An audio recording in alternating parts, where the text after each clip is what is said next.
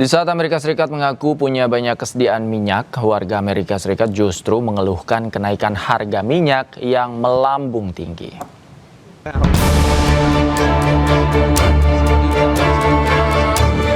Warga Amerika Serikat dibuat geleng-geleng kepala dengan harga bensin yang saat ini benar-benar naik tajam. Akibatnya, harga-harga makanan mulai dari daging, telur, sampai buah-buahan pun ikut naik. Bayangkan saja, sebelum perang AS Israel melawan Iran pecah, harga bensin di negeri Paman Sam tersebut sekitar $3 per barel. Kali ini di bulan Mei 2026, di mana perdamaian tidak kunjung diperoleh dan kondisi Selat Hormuz tetap saja bergejolak, harga BBM pun semakin melambung tinggi. Kegelisahan warga di Amerika Serikat sudah terjadi sejak perang ini pecah.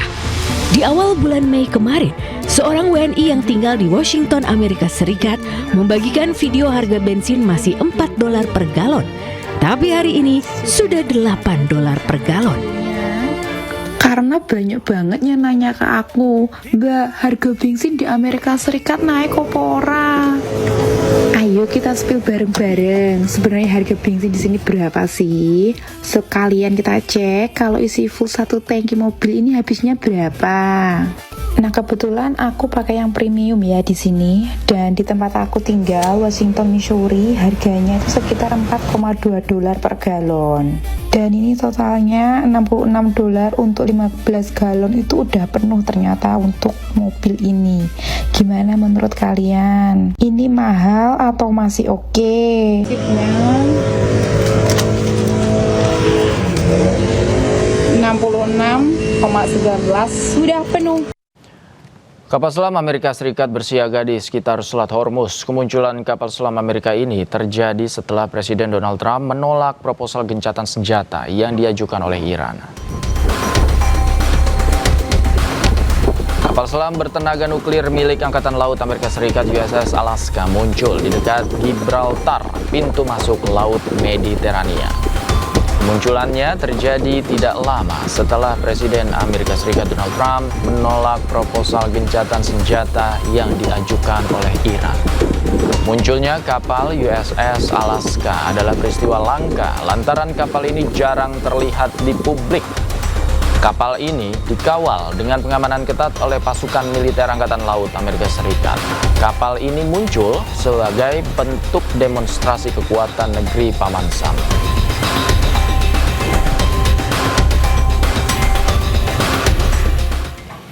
Respon Iran terhadap proposal Amerika Serikat membuat peluang damai menjadi kecil. Gencatan senjata dalam kondisi kritis setelah Amerika meradang atas respon Iran. Sementara Iran membalas akan memberi kejutan pada Amerika Serikat.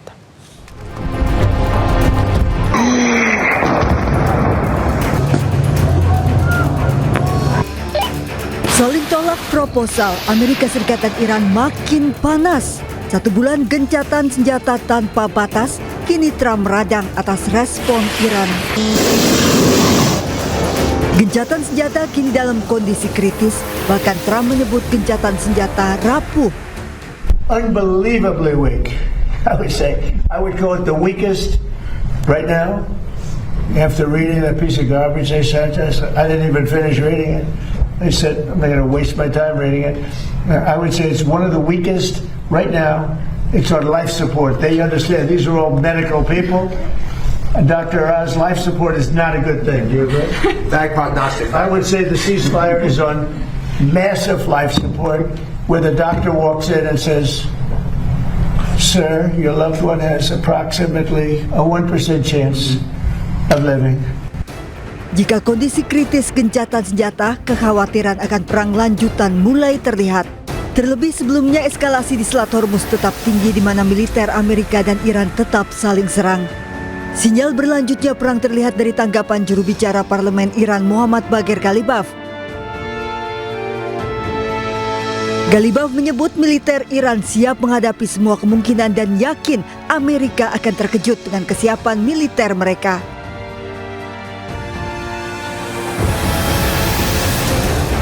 Ghalibaf meminta Amerika menerima 14 poin proposal Iran karena tidak ada alternatif lain bagi Amerika.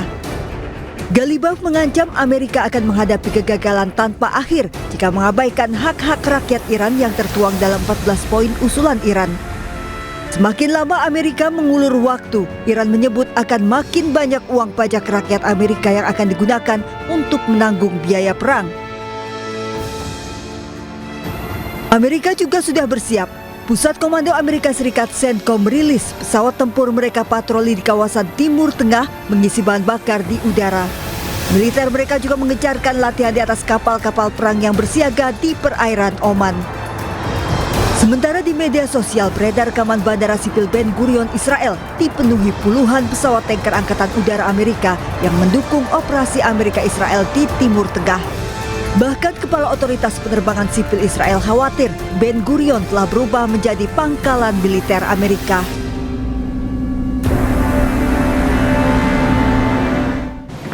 Balas sindiran Presiden Amerika yang mengatakan proposal Iran sampah. Juru bicara Menteri Luar Negeri Iran, Ismail Bagei, mengatakan Iran adalah negara yang bertanggung jawab dan anti penindas. Ismail juga menyindir perilaku Amerika yang telah membunuh pemimpin sebuah negara. Iran ثابت کرده ایران قدرت مسئولیت پذیر در منطقه است و در این حال قدرت قلدر ستیز. ما قلدر نیستیم، ما قلدر ستیز هستیم. نفس حضور آمریکا در منطقه، نفس پایگاه‌های نظامی آمریکا در منطقه خودش مصداق ایجاد چرخه خشونت و قلدری در منطقه است. بنابراین Israel terus merazia dan menangkap warga Palestina di tepi barat tanpa alasan yang jelas. Usai jeda News Sore segera kembali.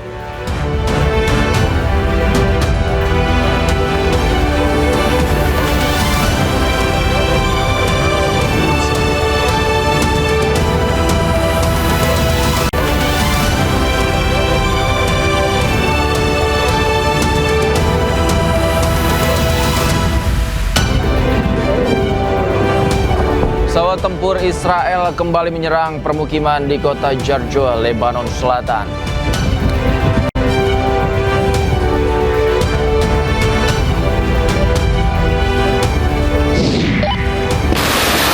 Gencatan senjata antara Iran dan Amerika dalam kondisi kritis setelah Amerika meradang atas respon Iran.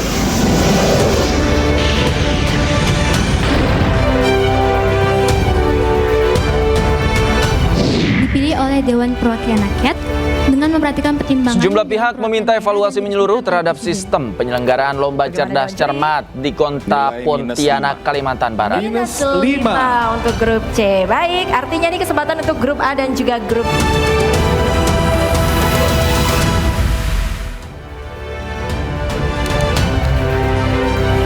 Halo, selamat sore pemirsa, demikian tadi berita pilihan iNews Sore bersama saya Davi Pratama. Pemirsa, kita awali iNews Sore hari ini dengan informasi Israel kembali melakukan serangan udara di Lebanon Selatan. Pesawat tempur Israel menembakkan rudal dan menghantam daerah permukiman di kota Jarjoa.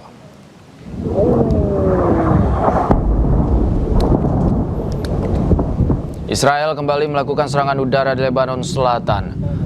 Pesawat tempur militer Israel terlihat menembakkan rudal dan menghantam daerah permukiman di kota Jarjoa. Sebuah rekaman memperlihatkan serangan udara Israel menghantam daerah permukiman Jarjoa, Lebanon Selatan.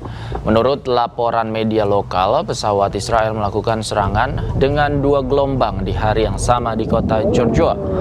Kementerian Kesehatan Lebanon menyatakan bahwa jumlah korban tewas meningkat sejak pecah perang 2 Maret lalu hingga 11 Mei kemarin menjadi 2.869 jiwa yang tewas, sementara 8.730 mengalami luka.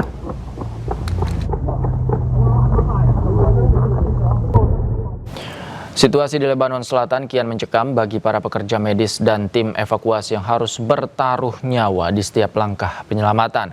2 tim para medis dilaporkan terluka parah akibat serangan Israel di Nabatiyeh, Lebanon.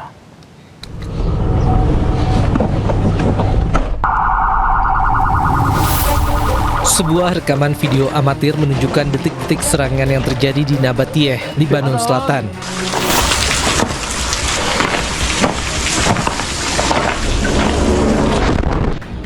Ironisnya, sejumlah para medis dihantam serangan rudal yang diduga dilakukan Israel saat sedang berjuang mengevakuasi korban dari serangan sebelumnya di lokasi yang sama.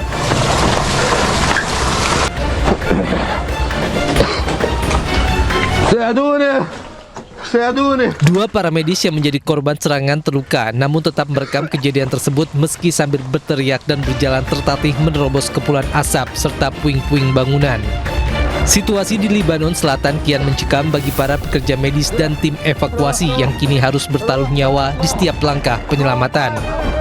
Pemerintah Lebanon mengecam serangan tersebut dan menilai tindakan Israel sebagai pelanggaran terhadap hukum internasional.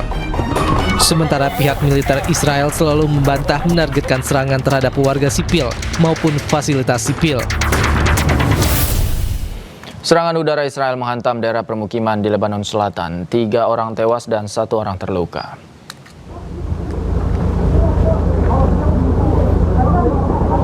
Tim ambulans bergegas membawa korban tewas dan luka-luka ke Rumah Sakit Al-Jarjoh setelah serangan udara Israel menghantam daerah permukiman di Lebanon Selatan yang dilaporkan menewaskan 3 orang. Rekaman video menunjukkan asap mengepul dari lokasi kejadian dan suara ledakan, sementara tim penyelamat bekerja menyisir puing-puing. Laporan media menyebutkan bahwa serangan itu mengakibatkan 3 orang tewas dan 1 orang lainnya terluka, sementara 2 rumah hancur total.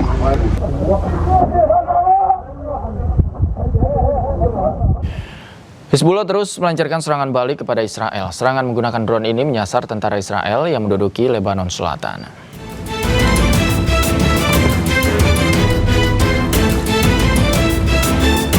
Dalam rekaman yang dikeluarkan Hizbullah, drone miliknya menyasar pasukan Israel yang berada di Lebanon Selatan. Seorang tentara Israel berusaha melarikan diri dari kejaran drone. Ia mencoba bersembunyi di dalam toilet portable, namun gagal. Drone langsung menyerang dan meledakkan toilet tempatnya bersembunyi. Tentara Israel ini dinyatakan tewas akibat serangan drone.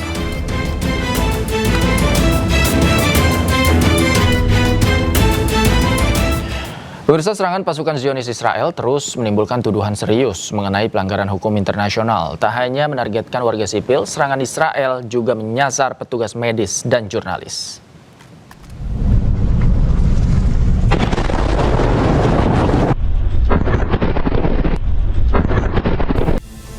Tim medis dari Islamic Health Authority menjadi target serangan udara Zionis Israel di Lebanon Selatan.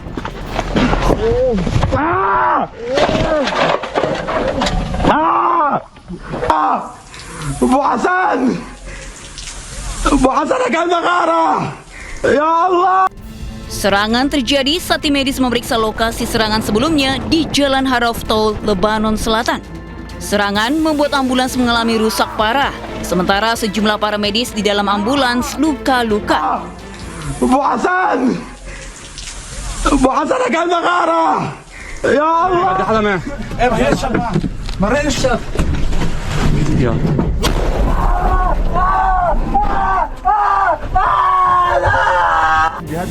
Serangan keji Zionis terhadap petugas medis sebelumnya juga terjadi di kota Maifadon, Nabatiyeh, Lebanon Selatan pada bulan lalu.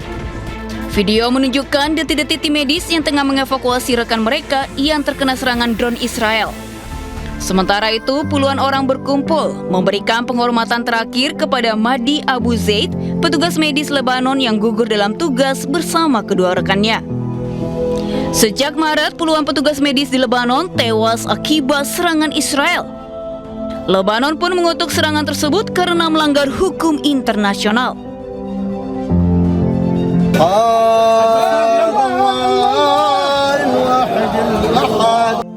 Tidak hanya menyerang petugas medis, serangan sporadis pasukan Zionis juga targetkan jurnalis di Lebanon.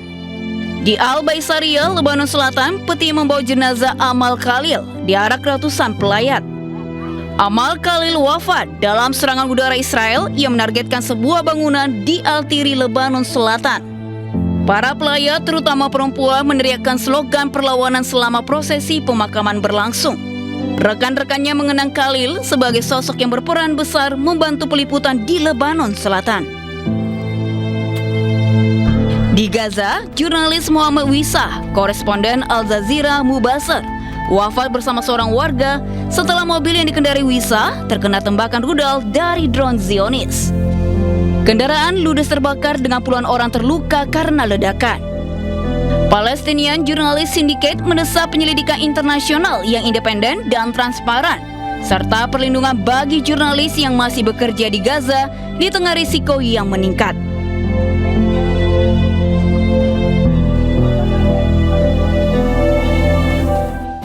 Situasi di Selat Hormuz semakin memanas. Blokade Amerika Serikat berlanjut, 61 kapal dagang diminta mengubah rute pelayaran.